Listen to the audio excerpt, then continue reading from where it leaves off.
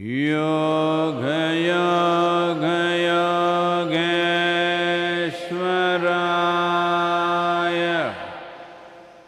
भूत भूत भूतेश्वराय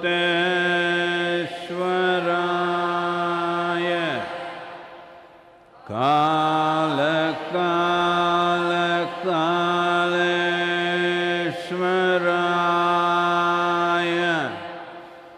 शिव शिव सर्वेश्वराय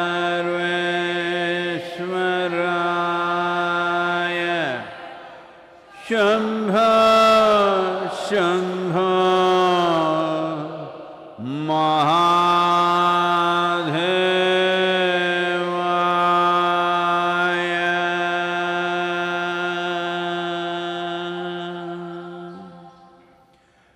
योग योग योगेश्वराय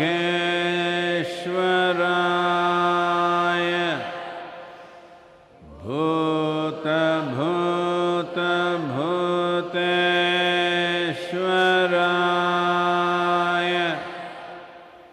काल काल कालेश्वराय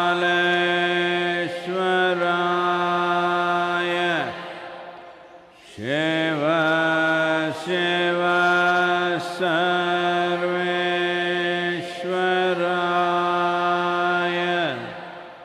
शंभो शंभो महादेवाय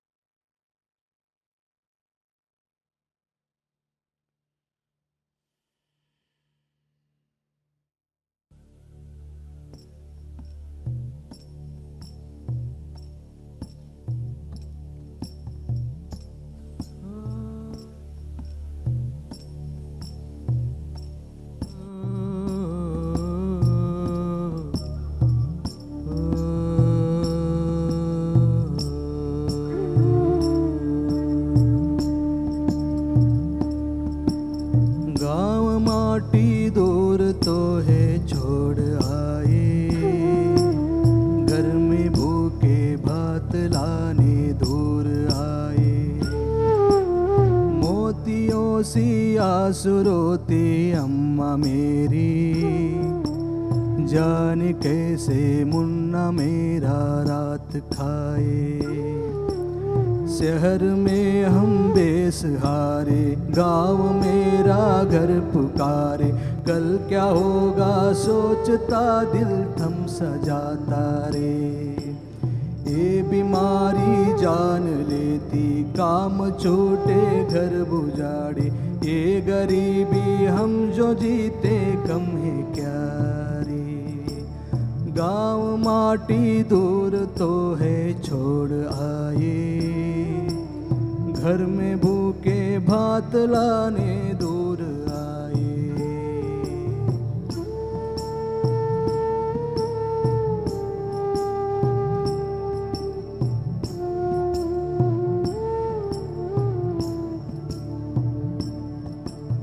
भूख चाहे कितना भी हमको सताए, साथ अपनों का हो तो गम भूल जाए। भूख चाहे कितना भी हमको सताए, साथ अपनों का हो तो गम भूल जाए। देश तू है मान मेरा, दिल ये बोले हाथ जोड़े। मुश्किलों की इस घड़ी में तू सहारा रे। देश तू है मान मेरा, दिल ने बोले हाथ जोड़े, मुश्किलों की इस घड़ी में तू सहारा रे। गाँव माटी दूर तो है छोड़ आए, घर में भूखे भात लाने दूर आए।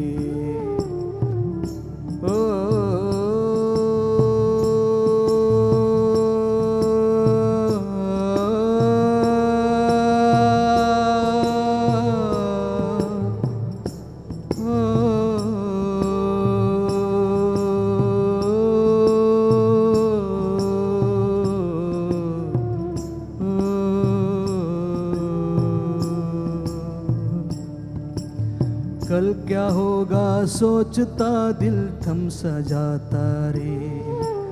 कल क्या होगा सोचता दिल थम सा जाता रे। ओ कल क्या होगा सोचता दिल थम सा जाता रे।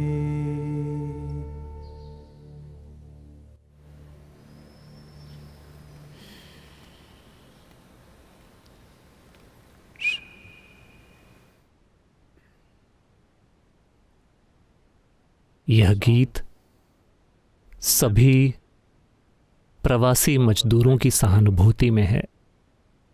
देश में 14.4 करोड़ से ज़्यादा प्रवासी मजदूर हैं।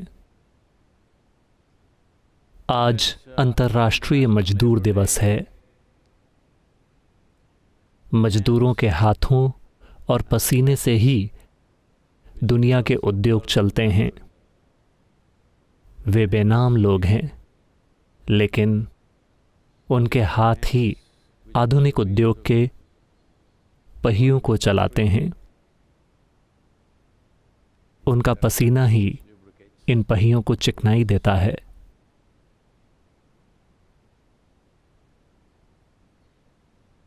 अभी दुनिया भर में फैली इस महामारी में लोगों का यह वर्ग एक जबरदस्त चोट खाएगा। तो कई देशों में ये वर्ग एक संगठित वर्ग है, तो वहाँ उनके पास व्यवस्था करने के साधन होंगे। उनके पास इस मुश्किल दौर से निकलने का रास्ता होगा। तो 1930 के दशक की असाधारण मंदी के दौरान करीब 24% लोग बेरोजगार हो गए थे। इसे गरीबी और भुखमरी के लिहाज से दुनिया में होने वाली सबसे बुरी चीज माना गया था। लेकिन आज के अनुमानों के अनुसार इस महामारी के बाद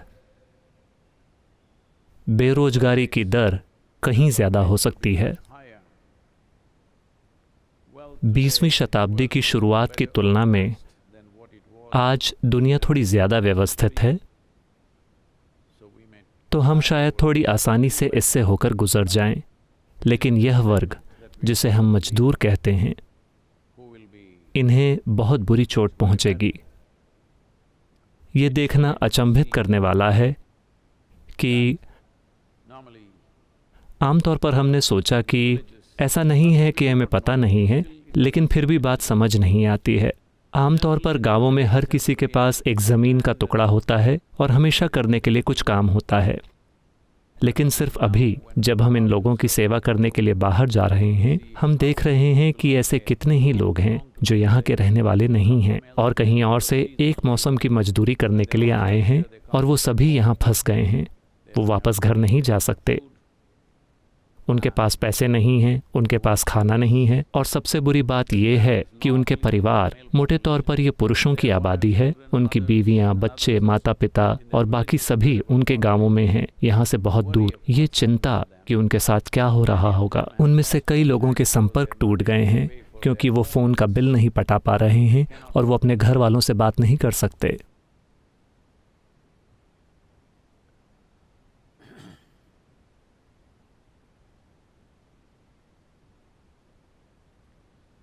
तो अभी हम जितने लोगों को भोजन परोस रहे हैं उनकी संख्या बढ़कर 11,000 से ज़्यादा हो गई है, लेकिन ऐसा लगता है कि ये बढ़कर और भी ज़्यादा होने वाली है।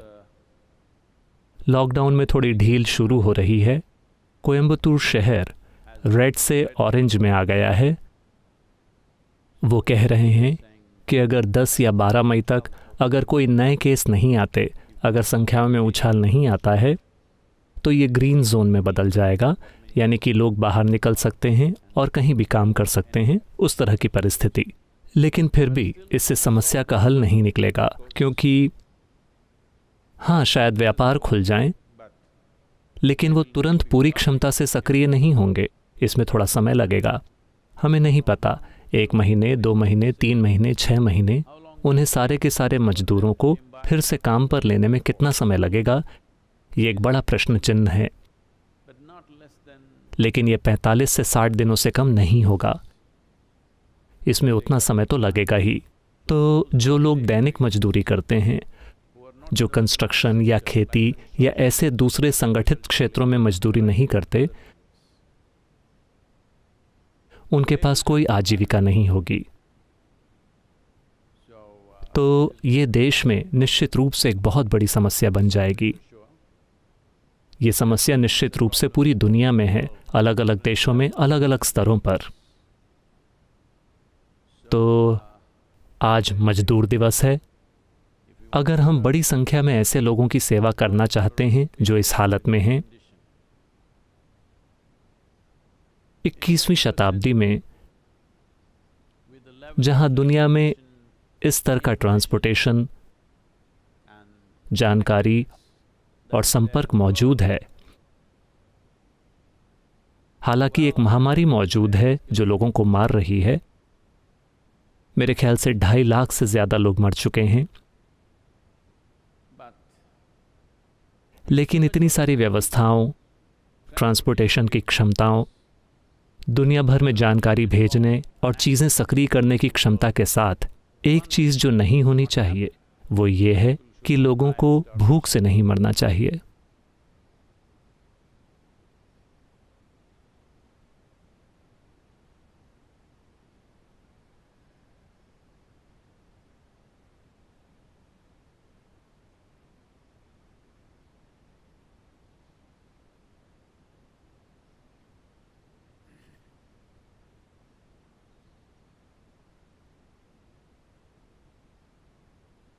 कई बीमारियां जो इंसानों को हो सकती हैं,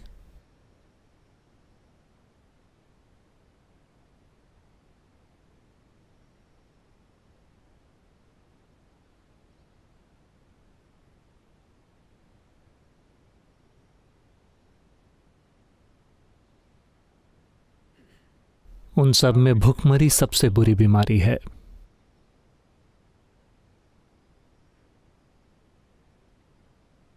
क्योंकि ये सबसे ज़्यादा दुर्बल बनाने वाली बीमारी है और आपकी मानवता छीन लेती है कई तरीकों से।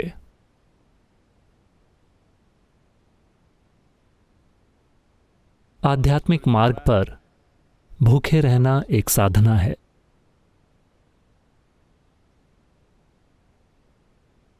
जहां आप जानबूझकर भूखे रहते हैं, जब आपके पेट की आग आपके भीतर की हर चीज़ को खा रही होती है, और फिर भी अपनी साधना को बरकरार रखना, अपने फोकस को बरकरार रखना, इंसान होने की गरिमा को बरकरार रखना, इसके लिए बहुत काम लगता है। मुझे भूख का दर्द अपने अनुभव से पता है, इसलिए ये मेरी इच्छा है कि ये सरल लोग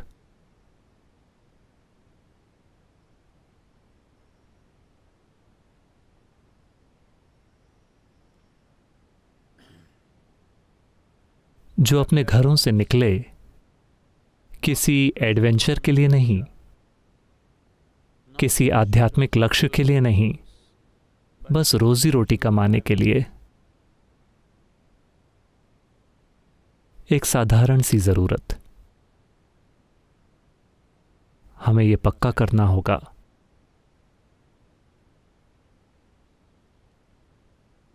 कि वो भूखमरी की हालत में न चले जाएं, वरना मजदूर दिवस का क्या उपयोग है।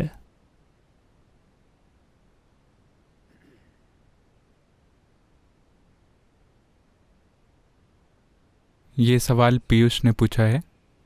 नमस्कारम सद्गुरु, योग की संस्कृति में मोक्ष को सबसे बड़ा लक्ष्य क्यों माना गया है, जब हमारे समाजों में इतनी सारी समस्याएं हैं, इतना सारा काम किया जाना है कि एक जीवन काल काफ़ी नहीं है।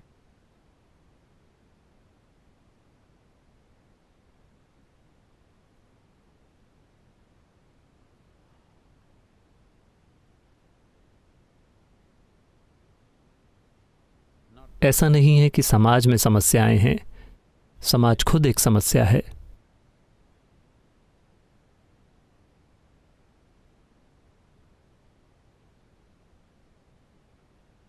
मूल रूप से समाज यानी समाज की सबसे छोटी इकाई है परिवार, और फिर समाज को बनाने वाले दूसरे हिस्से। आज शायद समाज की सबसे बड़ी इकाई है एक देश। हाँ, हम एक ग्लोबल विलेज के बारे में बात कर रहे हैं, लेकिन वो अभी सिर्फ इंटरनेट पर ही है, सपनों की दुनिया में ही है। आप देखेंगे जब एक महामारी होती है, जब किसी चीज़ की कमी होती है, तो दुनिया में जो सबसे पहला विभाजन होता है वो है देश। देश बनाम देश। अगर ये और आगे जाता है तो शायद राज्य बनाम राज्य। अगर ये और आगे जाता है तो समुदाय बनाम समुदाय। अगर और आगे जाता है तो परिवार बनाम परिवार। यही क्रम होता है। जब संकट आता है, सिर्फ तभी आपको पता चलता है कि समाज की संरचना और क्रम क्या है। तो सामाजिक संरचना की सबसे मूल इकाई है परिवार। तो क्या लोगों का साथ आना गलत है? मैं ये नहीं कह रहा हूँ। सभी जानवरों के अपने खुद के समाज होते हैं। हाथियों का अपना खुद का समाज है। मोरों को देखिए, उनके अपने छोटे छोटे परिवार हैं।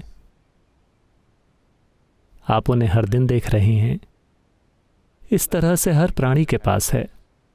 तो उस आदत के चलते हमने भी समाज बना लिए हैं। और बेशक लोग इस फिलॉसफी का प्रचार करते रहे हैं कि इंसान एक सामाजिक जीव है। इंसान एक सामाजिक जीव तब होता है जब वो असहाय होता है। जैसे ही उसे ताकत मिलती है, वो अकेला रहना चाहता है। जब उसे किसी चीज़ की ज़रूरत होती है, तब उसे लोगों की ज़रूरत पड़ती है। जब उसे कोई चीज़ नहीं चाहिए होती, तो इंसान कहीं बीच में है। इंसान ज़रूरतों और ज़रूरतों से परे जाने की चाहत के बीच कहीं पर है। यहाँ तक कि वो लोग जो अपनी मजबूरियों में, अपनी लतों में बुरी कदर उलझे हुए हैं, उन्हें भी अगर आप बहुत करीब से देखें, कोई आदमी शराब पीता है। कल से शराब उपलब्ध है। मैं बस घोषणा कर रहा हूँ।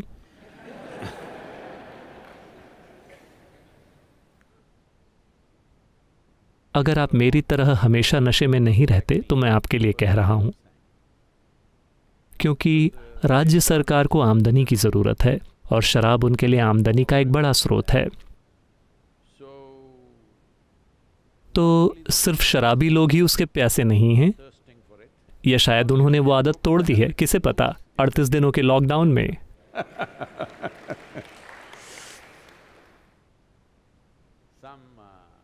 राजस्थान के एक निर्वाचित एमएलए ने कहा है कि अगर अल्कोहल वाले सैनिटाइज़र से हाथ धोने से कोरोना वायरस मर जाता है, तो शराब पीने से गले में मौजूद वायरस निश्चित रूप से मर जाएंगे। बात सिर्फ इतनी है कि वायरस को मारने के लिए 70% अल्कोहल की ज़रूरत होती है। अगर आप 70% अल्कोहल पीते हैं तो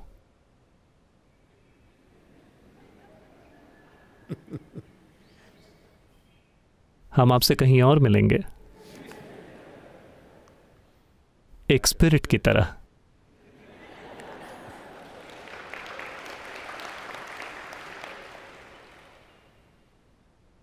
तो इंसान के भीतर ये चाहत, कोई शराब पी रहा है राज्य को आमदनी देने के लिए नहीं, इस बारे में बिल्कुल स्पष्ट रहिए। कोई शराब पी रहा है सिर्फ इसलिए क्योंकि वो किसी ऐसी चीज से आज़ाद होना चाहता है जो उसे परेशान करती है। शायद उसका खुद का मानसिक ढांचा उसे परेशान करता है, शायद उसकी पत्नी उसके पीछे पड़ी रहती है, या उसकी आर्थिक मुश्किलें उसे परेशान कर रही हैं। आज़ादी। तेलुगु भाषा में एक कहावत है, सर्व रोगालुकु साराई मंदु। आपको चाहे जो भी बीमारियां हों, शराब हर चीज़ की दवाई है, क्योंकि वो हर चीज़ ठीक कर देती है कुछ समय के लिए। आपको कैंसर है तो भी फर्क नहीं पड़ता, शराब पी लीजिए, करीब 6 घंटों के लिए आपको कैंसर नहीं है। आपको द वायरस लग गया है, शराब पी लीजिए, 6 से 8 घंटों के लिए आपके पास वायरस नहीं है, और शायद वो शराब पीकर चला जाए, हमें नहीं पता, वो महाशय दावा कर रहे हैं। तो लोग शराब पी रहे हैं, ड्रग्स ले रहे हैं। मैं सबसे चरम चीज़ों का उदाहरण ले रहा हूँ। आज़ाद होने के लिए लोग दिन रात काम कर रहे हैं, क्योंकि उन्हें लगता है कि वो अपनी आर्थिक दिक्कतों से आज़ाद होना चाहते हैं। तो किसी न किसी स्तर पर आज़ाद होने की चाहत, व्यक्तिगत अनुभव में वो स्तर चाहे जो भी हो, कई तरीकों से वो चाहत ही इंसानी गतिविधियों को प्रेरित करती है। हम इस ग्रह के गुरुत्वाकर्षण के प्रभाव से ही आज़ाद होना चाहते हैं, इसलिए हम अंतरिक्ष में जाना चाहते हैं। यह आज़ाद होने की चाहत है। तो जब आपकी आज़ाद होने की इतनी ज़्यादा चाहत है, क्या ये देखने का समय नहीं आ गया है कि आज़ाद कैसे हुआ जाए? सच में वो क्या है जो आपको बांध रहा है? क्योंकि अगर आप आज़ाद होना चाहते हैं तो आपको आज़ादी के बारे में नहीं सोचना चाहिए। आपको सावधानी से उन रस्सियों को देखना चाहिए जिन्होंने आपको बांध रखा है। अगर आप उन रस्सियों को देखते हैं जिन्होंने आपको वाकई बांध रखा है, तो स्वाभाविक रूप से आप मुक्ति के बारे में बात करने लगेंगे। तो हमने इसे बहुत करीब से देखा कि एक इंसान को कौन सी चीज़ बांधती है। एक इंसान को बांधने वाली मूलभूत चीज़ बस यही है। अगर आप, आजकल ये फैशनेबल बन गया है, लोग कहते हैं मुझसे सुबह काम नहीं होता, मैं रात में ही काम करता हूं। उनका मतलब ये है कि वो सुबह जल्दी नहीं उठ सकते, उनका शरीर आलस करता है, तो वो 9 बजे उठते हैं। जाहिर है कि वो देर से सोते हैं। कोई और कहता है मैं सुबह काम करता हूं, मुझसे रात में काम नहीं होता। अगर आप उनसे रात को जगने के लिए कहते हैं, क्योंकि आप उन्हें जहां भी बैठाएं,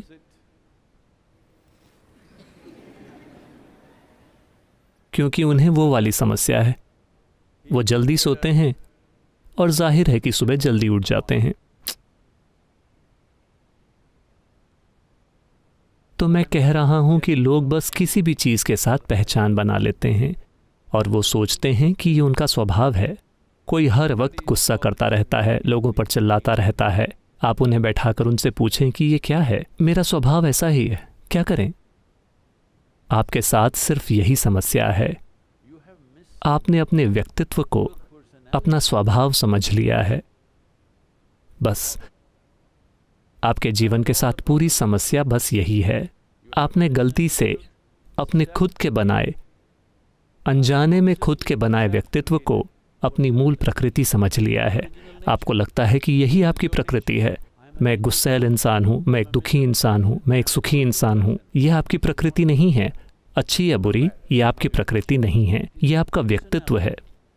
आपका व्यक्तित्व कई चीज़ों का एक कोलाज है। हो सकता है कि आपने अच्छे रंग उठाए हों या भद्दी चीज़ें, हम नहीं जानते। अगर आपने अच्छे रंग उठाए हैं तो लोग कहेंगे अरे वो एक अच्छा आदमी है। ये कहना दूसरों के लिए ठीक है, क्योंकि दूसरे सिर्फ मेरा व्यक्तित्व ही देख सकते हैं, वो मेरी प्रकृति को नहीं देख सकते। लेकिन अगर मैं खुद अपनी प्रकृति को नहीं देखता हूँ, अगर मैं अपनी प्रकृति को अनुभव नहीं करता हूँ, तो इसका मतलब है कि मैंने एक मास्क पहना और भूल गया कि वायरस वाला मास्क नहीं, पूरा मास्क, मुखौटा। मैंने एक मास्क पहना। ये खराब उदाहरण है आज, क्योंकि हर कोई मास्क पहनकर लोगों से बात कर रहा है। अब आपको यह भी नहीं पता कि कौन बैंक का लुटेरा है। बैंक वाले और बैंक के लुटेरे एक जैसे दिखेंगे। ये एक बहुत जटिल समय है।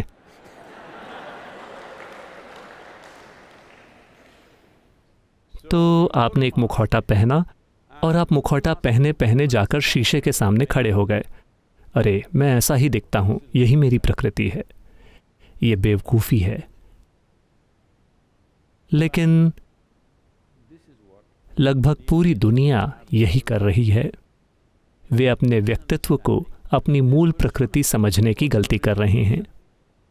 तो मुक्ति का मतलब बस यही है कि जो चीज़ आपने बनाई है, आपने उसे थोड़ी दूरी पर रखा है। यही मुक्ति है। क्या मुक्ति का मतलब है कि मैं स्वर्ग जाऊंगा? स्वर्ग एक पिंजरा है। हाँ, अगर आप जाकर स्वर्ग में अटक जाते हैं तो आप बाहर भी नहीं जा सकते। क्या ये पिंजरा नहीं है? कम से कम अगर आप नर्क जाते हैं तो आप जलेंगे। अगर आप जलते हैं तो ये खत्म हो जाएगा। स्वर्ग में ये एक पिंजरा है, ये एक हनी ट्रैप है। हाँ, ये है।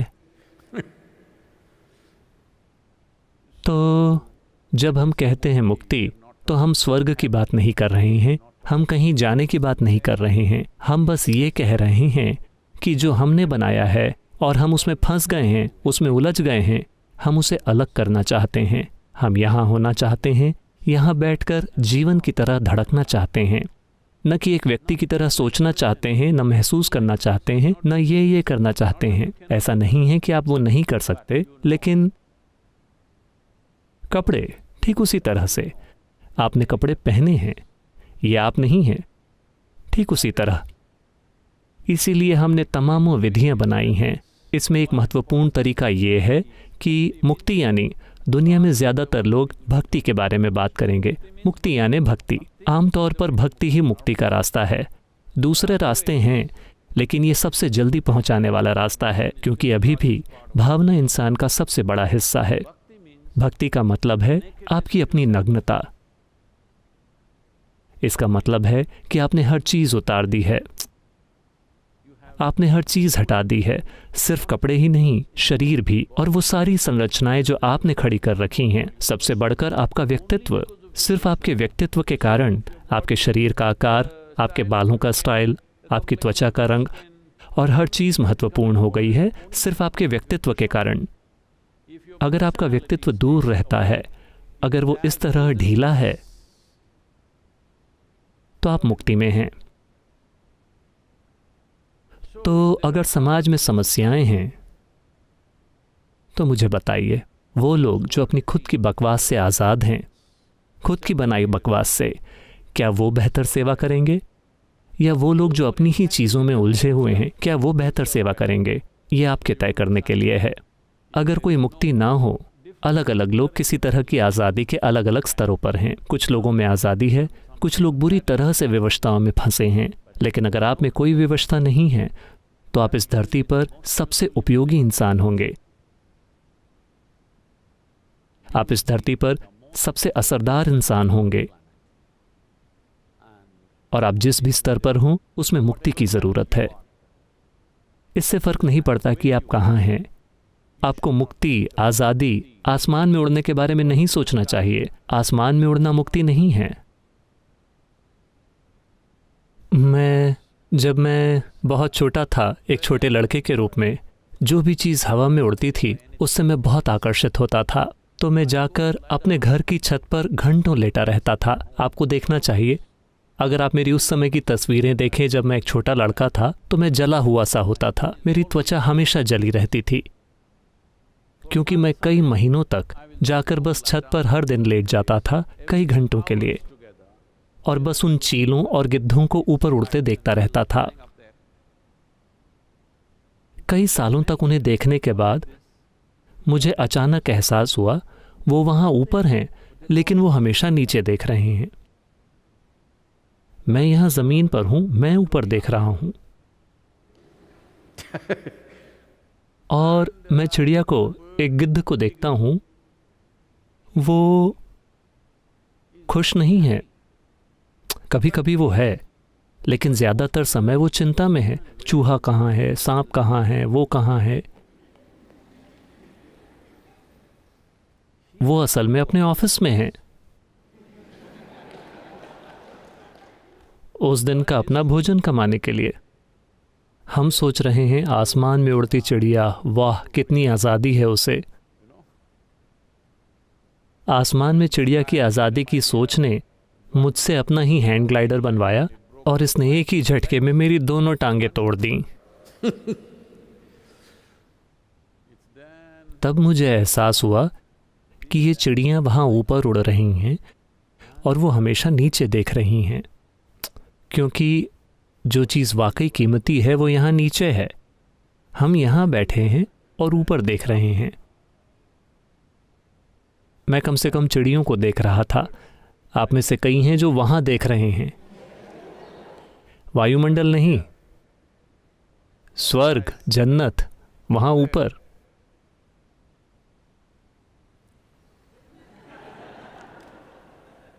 लेकिन जब तक आप ऐसे करते हैं तब तक पृथ्वी घूम जाती है।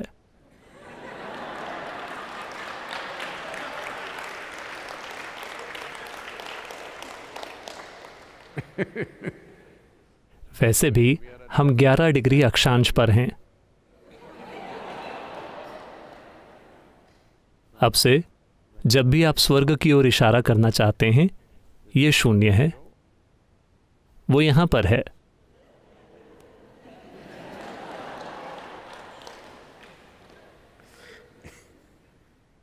तो आपका व्यक्तित्व, यानी ये एक ऐसी संरचना है जो आपने बनाई है, एक मुखौटा जो आपने बनाया था और अब आप इसे उतार नहीं पा रहे हैं।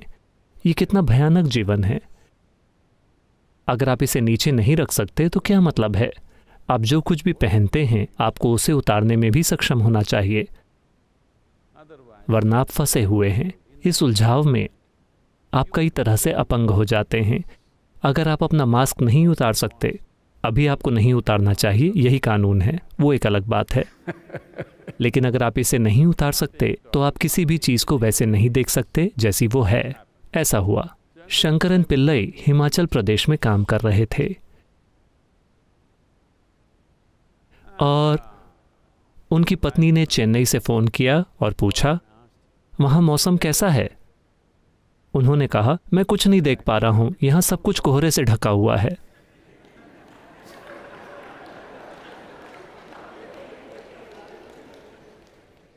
ये ऐसा ही है।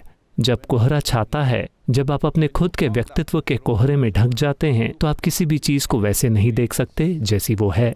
तो मुक्ति का मतलब बस यही है कि आपने अपना कोहरा साफ कर दिया है। अब आप हर चीज़ को वैसे ही देख पा रहे हैं जैसी वो है। अब ये जीवन आज़ाद है। अब आप तय कर सकते हैं कि इसके साथ क्या करना है। अभी आप ये तय नहीं कर सकते कि इसके साथ क्या करना है, क्योंकि ये पुरानी जानकारी, पुराना सॉफ्टवेयर ये तय करता है कि आप कहाँ जाते हैं। आप चाहे जो भी करने की कोशिश करें,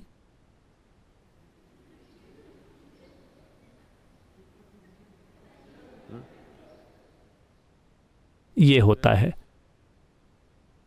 अगर आप इस तरफ बैठते हैं तो ये भिक्षा हॉल या अक्षया, यहाँ की रसोई, वहाँ से खुशबू आएगी। आप ऐसे जाएंगे। और ईशा योग केंद्र में एक समस्या है। हमने आपको बताया है कि ध्यान सबसे अच्छा तब होता है जब आप थोड़े भूखे होते हैं।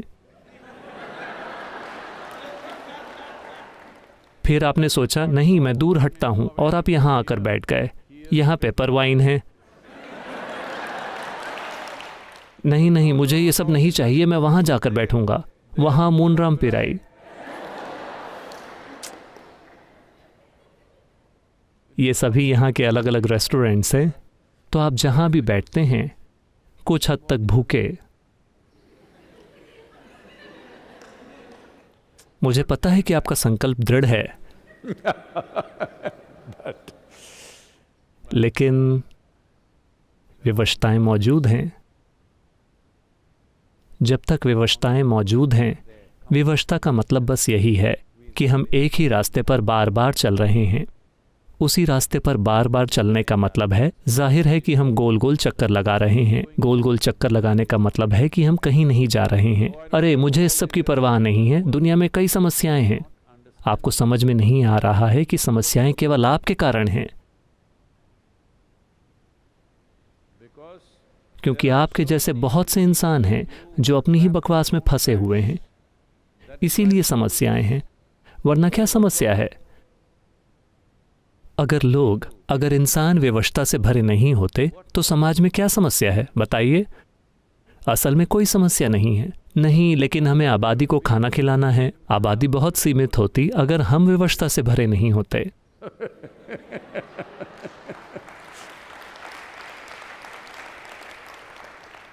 हर चीज वैसी होती जैसी हम चाहते। हम तय करते कि क्या होना चाहिए, क्या नहीं होना चाहिए।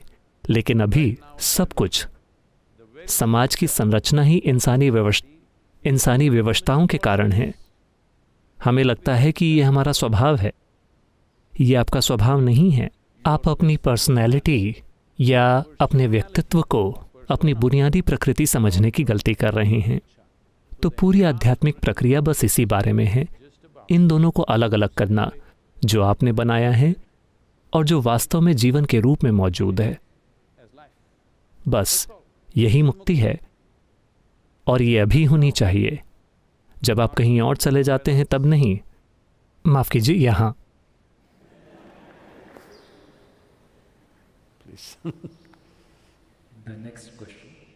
ओह, क्या ये समाचार पूरे देश के बारे में है? पूरा लॉकडाउन? पूरा लॉकडाउन?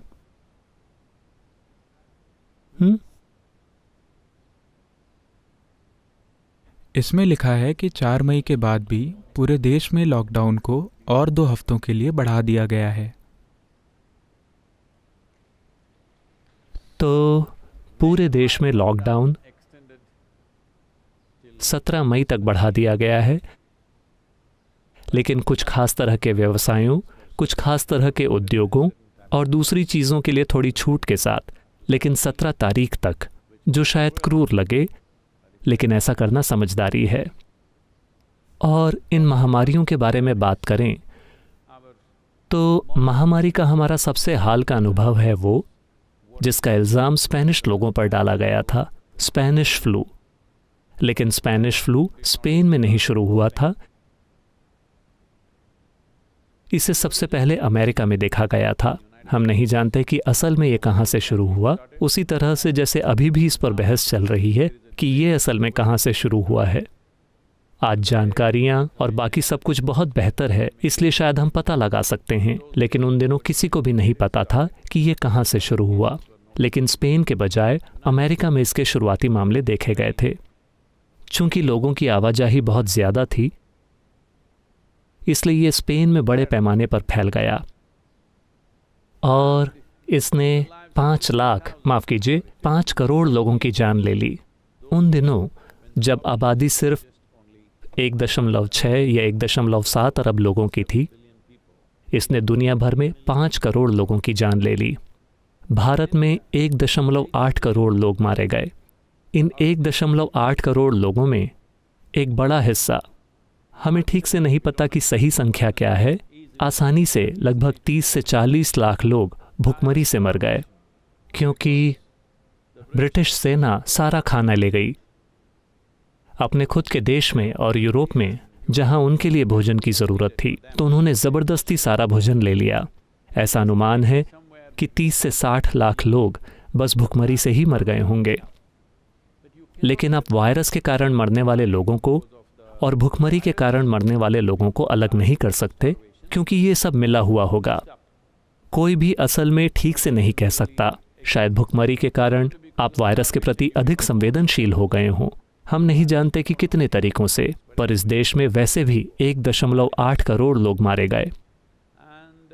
और बुरी खबर ये है कि वो वायरस भी, स्पेनिश फ्लू भी, फरवरी मार्च के आसपास शुरू हुआ। इसने तेजी पकड़ी और फिर धीमा पड़ गया, और फिर दूसरी लहर आई। अगस्त के अंत, सितंबर, अक्टूबर में इस दूसरी लहर ने सबसे ज़्यादा लोगों की जानें लीं। तो ये समय इस बात का, कई सारे लोग सोच रहे हैं कल ये ख़त्म होने वाला है, तो 4 तारीख से वो जश्न मनाने और सड़कों पर इधर उधर घूमने वाले हैं। ऐसा करना सबसे ख़राब चीज़ होगी। अभी लोग विरोध कर रहे हैं, खासकर अमेरिका में, जहां मौतों का आंकड़ा 60,000 से अधिक होने जा रहा है। लोग, हथियारबंद लोग, पूरी तरह से हथियारबंद लोग सड़क पर निकल रहे हैं और विरोध कर रहे हैं। टेक्सास में एक सैलून, एक हेयर कट सैलून ने 2 गार्ड्स भाड़े पर रखे हैं जो भारी हथियारों के साथ वहां खड़े हैं और रखवाली कर रहे हैं। मैं अपना बिजनेस खुला रखूंगा, मुझे इसे खुला रखने का अधिकार है। हथियारबंद लोगों के साथ इन चीज़ों की हमें बहुत बड़ी कीमत चुकानी पड़ेगी। अगर 1% आबादी भी ऐसा व्यवहार करती है तो मामला बहुत गंभीर होने वाला है। सौभाग्य से इस वायरस की मृत्यु दर स्पेनिश फ्लू जितनी नहीं है, लेकिन इसका दूसरा पहलू ये है कि लोगों को बिना किसी लक्षण के ये इन्फेक्शन हो सकता है। इसमें बिना लक्षण वाले कैरियर बहुत ज़्यादा हैं और वो सबसे बड़ा खतरा है। शायद एक बड़ी आबादी को ये इन्फेक्शन हो और कोई नहीं जानता है। जो मर रहे हैं वो मरते रहते हैं। स्पेनिश फ्लू के साथ लक्षण जल्दी दिखते थे, मौत भी जल्दी होती थी। इसने किसी भी आयु वर्ग को नहीं छोड़ा, लेकिन ये वायरस बुजुर्ग आबादी को साफ कर सकता है और युवा आबादी को नुकसान पहुंचा सकता है। युवा लोग इससे पूरी तरह आज़ाद नहीं हैं। हो सकता है कि युवा लोग मरे नहीं, लेकिन शायद उनके दिल के आसपास सूजन हो जाए और वो जीवन को पूरी तरह से जीने में कई तरीकों से असमर्थ बन सकते हैं। हर दिन ज़्यादा से ज़्यादा चीज़ें खोजी जा रही हैं। हमारे पास अभी भी पूरी तस्वीर नहीं है, लेकिन हालांकि ये इतना क्रूर है। 2 हफ्ते और जब गर्मियों के मौसम में गर्मी बढ़ने लगती है, हम बहुत भाग्यशाली हैं कि यहाँ हर 2 दिन 3 दिन में बारिश हो जाती है, लेकिन वरना शहरों में गर्मी बढ़ रही है और जो लोग छोटे अपार्टमेंट में रह रहे हैं, मैं उनके हताशा के स्तर को समझ सकता हूँ। और वो सोच रहे थे कि कल आधी रात के बाद वो बाहर निकलेंगे, लेकिन इसे बढ़ा दिया गया है। सरकार के लिए ये एक बहुत कठिन निर्णय है। हम सभी को सराहना करनी चाहिए। इसमें जो चुनौतियां हैं, देश के सामने जो आर्थिक चुनौतियां हैं, लेकिन फिर भी बड़े स्तर पर लोगों के हित में ये निर्णय लेना, ये बहुत ही साहसिक निर्णय है। राजनीतिक रूप से इस तरह के फैसले लेने वाले किसी भी व्यक्ति के लिए ये बहुत हानिकारक है, लेकिन ये करना ही सही है। हमें इस लॉकडाउन को जारी रखना होगा, उद्योगों और आर्थिक गतिविधियों में धीरे धीरे ढील देते हुए। 2 हफ्ते और पूरे देश में हमने सोचा था कि हर राज्य इसे अपनी पसंद के अनुसार करेगा, लेकिन अब सभी विशेषज्ञों के साथ बहुत सारे सलाह मशवरे के बाद वे इस नतीजे पर आए हैं। हमें इसका सम्मान करना चाहिए और इसका पालन करना चाहिए। देश भर में हर किसी को इसका पालन करना चाहिए, क्योंकि ये सामान्य समय नहीं है और ये बहुत महत्वपूर्ण है कि भारत में हम दूसरी लहर से बचें। शायद हमें काफ़ी समय के लिए अंतर्राष्ट्रीय यात्रा बंद रखनी पड़े, जो देश को बहुत महंगी पड़ेगी, लेकिन ये आबादी के एक हिस्से को खोने से बेहतर है। जो मिट गया है हम उसे वापस बना सकते हैं, लेकिन अगर हम मर जाते हैं तो हम ऐसा कुछ नहीं कर पाएंगे। तो लोग कह रहे हैं इससे क्या होगा जब अमेरिका में 60,000 लोग मर चुके हैं। लोग सवाल उठा रहे हैं और अपनी आज़ादी के बारे में बात कर रहे हैं। मैंने हमेशा इस चीज़ पर गौर किया है कि जैसे ही आप आज़ादी की बात करते हैं, आप गैर जिम्मेदार बन जाते हैं। इसी वजह से हम जिम्मेदारी की बात करते हैं। जिम्मेदारी आज़ादी हासिल करने का साधन है। जहाँ जिम्मेदारी नहीं है वहाँ आज़ादी भी नहीं होगी। अगर हम आज़ादी की बात करते हैं तो हम अजीबोगरीब चीज़ें करेंगे जो हमारे खुद के खिलाफ हैं। तो ये समय हर एक नागरिक के लिए वास्तव में जिम्मेदार होने का है, अपनी जिम्मेदारी व्यक्त करने का है। बस कुछ भी न करके आप दुनिया की सेवा कर रहे हैं। क्या ये शानदार बात नहीं है? और साथ ही इसका मतलब ये भी है कि ये ईशा पर हमारे लिए एक बड़ा आर्थिक बोझ लाएगा, क्योंकि इसका मतलब है कि ये हजारों लोगों के लिए भोजन प्रदान करने की सेवा और आगे बढ़ेगी, और शायद वो संख्याएं भी बढ़ेंगी। इस समय पर मैं उस व्यक्ति को धन्यवाद और बधाई देना चाहता हूं जिन्होंने वो पेंटिंग ली, जो मेरे लिए सिर्फ 40-42 घंटे की मेहनत थी और 4 करोड़ से अधिक, जो कलात्मक कौशल के लिए नहीं है। ये उस व्यक्ति के दिल में मौजूद करुणा है कि उन्होंने ये धनराशि दान में दी है। और अभी पेंटिंग करने के लिए बहुत सारा समय है, 2 और हफ्तों का लॉकडाउन।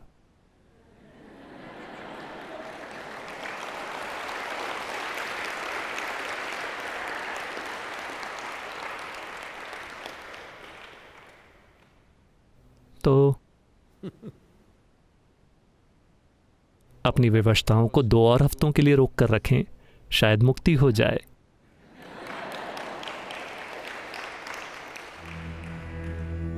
योग योग योगेश्वराय भूत भूत भूतेश्वराय काल काल कालेश्वराय शिव शिव सर्वेश्वराय शंभो शंभो महादेवाय योग योग योगेश्वराय भूत भूत भूतेश्वराय काल काल कालेश्वराय शिव शिव सर्वेश्वराय शंभो शंभो महादेवाय